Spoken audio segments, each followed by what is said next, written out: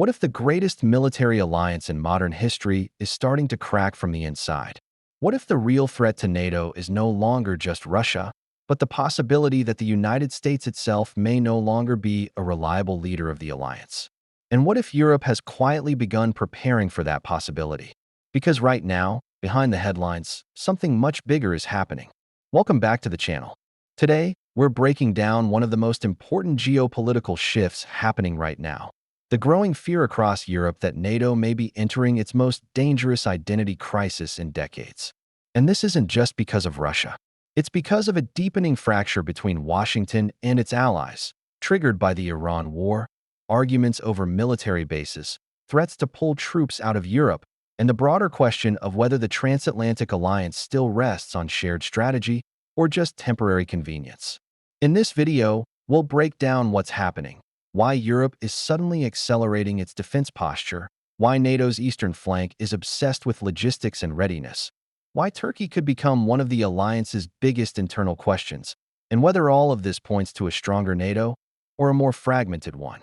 Let's start with the event that seems to have pushed this debate into overdrive. According to NPR, tensions inside NATO escalated sharply after President Trump moved ahead with plans to withdraw 5,000 U.S.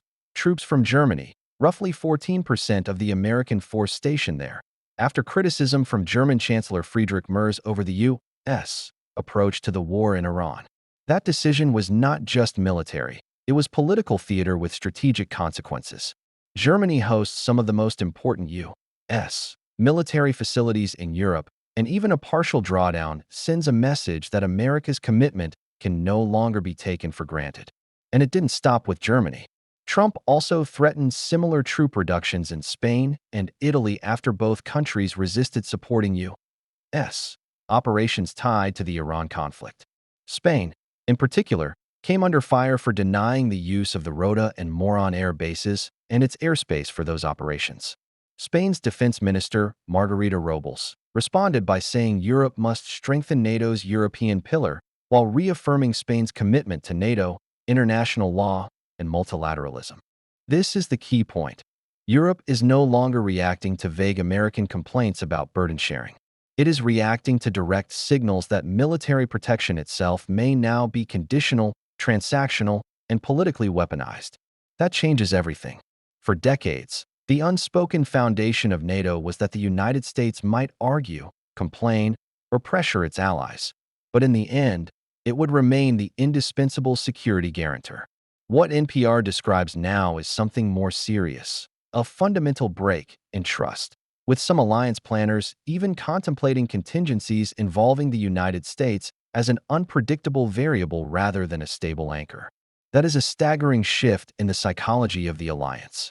And when trust breaks inside an alliance, even before capabilities disappear, deterrence begins to weaken. Because NATO is not just tanks, aircraft, and missile systems. NATO is also belief that in a crisis, everyone will show up. The moment that belief becomes shaky, adversaries start calculating differently. This is why the debate over a stronger European pillar inside NATO has suddenly become central. A Daily Sabah analysis argues that European leaders ignored earlier warnings for years, from long-standing U.S. complaints about burden sharing to Russia's actions in Georgia in 2008, to Crimea in 2014, and even Trump's first-term skepticism toward NATO. But after Russia's full-scale war against Ukraine and the return of a far more skeptical Trump administration, European capitals appear to have finally concluded that dependence on U.S. protection is no longer a comfortable default.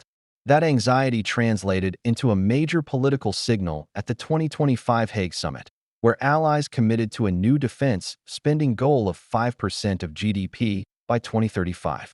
According to the Daily Sabah piece, 3.5% would go toward core defense requirements, while another 1.5% would support critical infrastructure, network defense, civil preparedness, innovation, and the defense industry. That matters because it shows the alliance understands that modern deterrence is not just about buying more weapons. It's about making society, industry, logistics, and infrastructure war-ready. But promises are easy.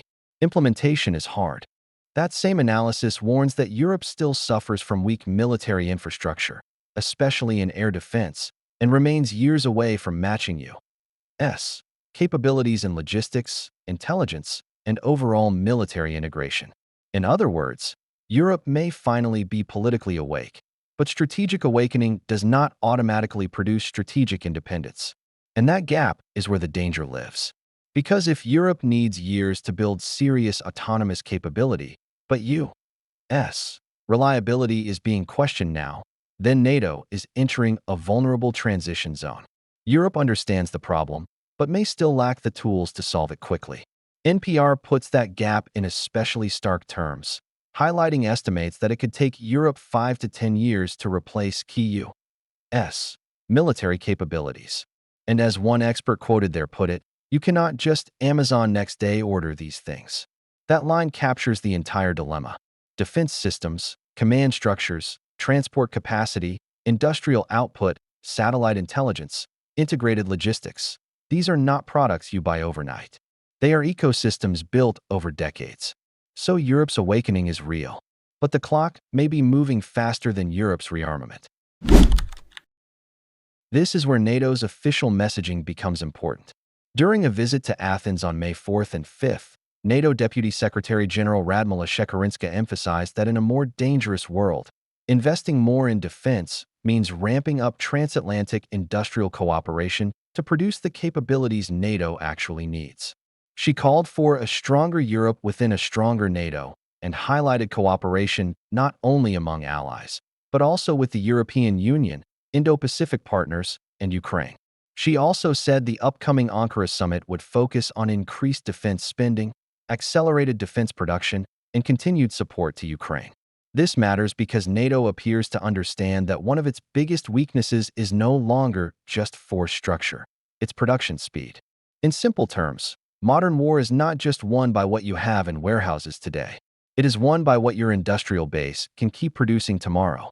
And the Ukraine war taught the West that consumption rates in high-intensity warfare are much higher than many peacetime planners expected. That lesson now seems to be reshaping NATO doctrine. The alliance is no longer thinking only in terms of deterrence by presence, but deterrence by sustainable capacity. That also explains why officials are increasingly talking about critical infrastructure, innovation, networks, resilience, and civil preparedness alongside traditional defense spending. The battlefield no longer starts at the front line. It starts in ports, railways, energy grids, fiber optic cables, semiconductors, factories, and transport corridors. So when NATO talks about industry now, it's not a side issue. It's the center of the story. If you want to understand where NATO's urgency is coming from, look east. At the Defense 24 Days Conference in Warsaw, defense ministers from Poland, Slovakia, Latvia, and Estonia spoke with remarkable urgency about the security environment on NATO's eastern flank. One of the clearest themes was that military modernization alone is not enough. Slovakia's defense minister stressed the need for robust infrastructure and logistics capable of sustaining a long-term war effort on NATO's eastern flank, and argued that this requires stronger European Union backing. That warning should not be underestimated. It means the eastern flank is not only worried about troop numbers or weapons systems. It is worried about whether Europe can actually move, supply, reinforce, repair, and sustain forces at scale if deterrence fails. Poland's ambitions illustrate the scale of the moment. According to Defense 24, Warsaw wants to become not just a regional, but a European NATO leader by building the continent's strongest and largest land army, with plans to expand manpower to 500,000 by 2030. Meanwhile, Latvia is presenting itself as NATO in practice, hosting a multinational brigade of 3,500 troops from 14 nations, while also positioning itself as an emerging drone hub through the NATO Innovation Range for Uncrewed Systems and the International Drone Coalition it co-leads with the United Kingdom. Estonia, for its part, has emphasized reserve readiness and rapid mobilization, underlining the importance of trained manpower and credible defense culture. But even here, there are internal differences.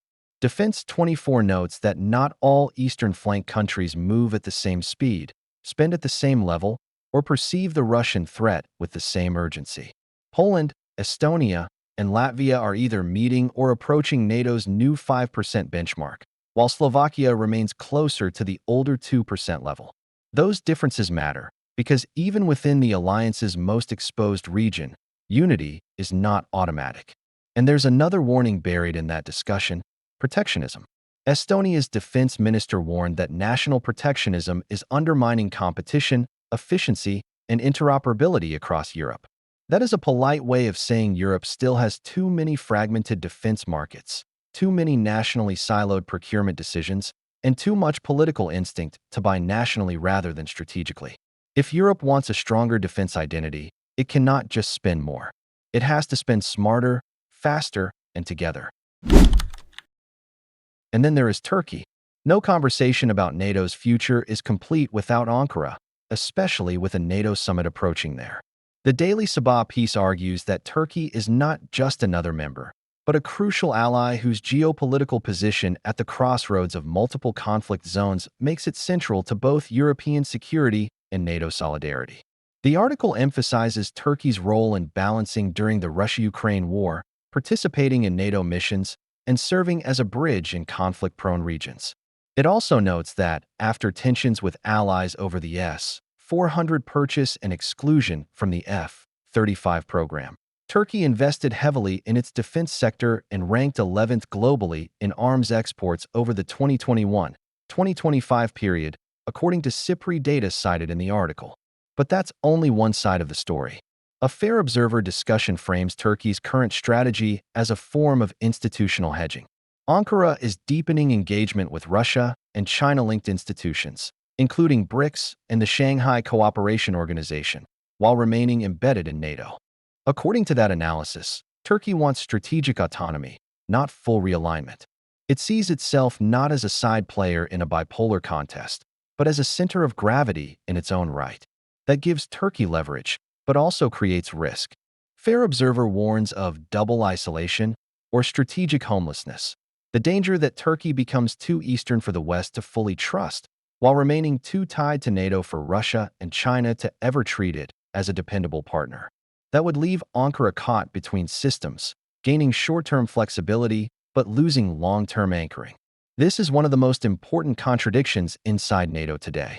Because Turkey is too strategic to ignore, too large to sideline, and too independent to fully control. It is a Black Sea power, a Middle East power, a Mediterranean power, and a bridge between Europe and Asia. NATO needs Turkey. But NATO also has to live with the fact that Turkey increasingly sees itself as a power that can maneuver between blocs rather than fully subordinate itself to one. That makes Turkey both indispensable and difficult, which, in many ways, mirrors NATO itself. This is the big question, because if you only look at the headlines, it's easy to say NATO is fracturing. The U.S. threatens troop withdrawals. European leaders talk about strengthening their own pillar. Eastern states worry the alliance still lacks the infrastructure for long war. Turkey hedges between West and Eurasia. Trust is clearly under strain. But there is another way to interpret what's happening. Maybe NATO is not collapsing. Maybe it is being forced to adapt, painfully, unevenly, and under pressure, to a world in which American dominance can no longer be assumed. Industrial capacity matters as much as doctrine, and regional allies have to become much more serious about their own security. In that reading, Europe's push for a stronger pillar is not anti-NATO. It is a survival mechanism for NATO. That is also the message coming from NATO officials themselves. Shekerinska's formula in Athens was not Europe instead of NATO, but a stronger Europe within a stronger NATO. The Daily Sabah piece makes a similar argument, warning against replacing NATO with a separate EU military identity and instead calling for a more capable Europe inside the alliance framework. Even Spain's response to U.S. pressure was not to reject NATO, but to argue for a stronger European role within it. So the real question may not be whether NATO survives. It may be what kind of NATO survives. A U.S.-dominated NATO? A more Europeanized NATO? A more industrial, logistics-driven, production-focused NATO? A NATO where internal bargaining becomes harsher, but external necessity still keeps the alliance together? That is the real battle now, not over whether NATO exists on paper, but over what NATO becomes in practice. In the end, this moment feels historic because it touches the deepest assumption of the post-Cold War transatlantic order, that the United States would always be the unquestioned backbone of European security. That assumption is now being tested in real time. Trump's pressure tactics over Iran, Germany, Spain, and Italy have accelerated European fears that U.S. protection is no longer unconditional. NATO officials are responding by emphasizing defense industry, production, and stronger European capacity. Eastern flank states are warning that infrastructure and logistics still lag behind strategic ambition. And Turkey remains a reminder that even inside NATO, not every ally sees the world through the same lens. So no, the alliance is not necessarily dead, but it is changing. And the deeper truth is this: NATO may still be strong enough to deter its enemies. The bigger question is whether it can adapt fast enough to survive its own internal transformation. Because alliances rarely collapse all at once. First, they begin to doubt. Then they begin to hedge. Then they begin to prepare for futures they once considered impossible. And right now, Europe is clearly preparing. If you enjoyed this breakdown, subscribe for more deep geopolitical analysis, and let me know in the comments. Is Europe finally becoming militarily serious? Or is this still too little, too late?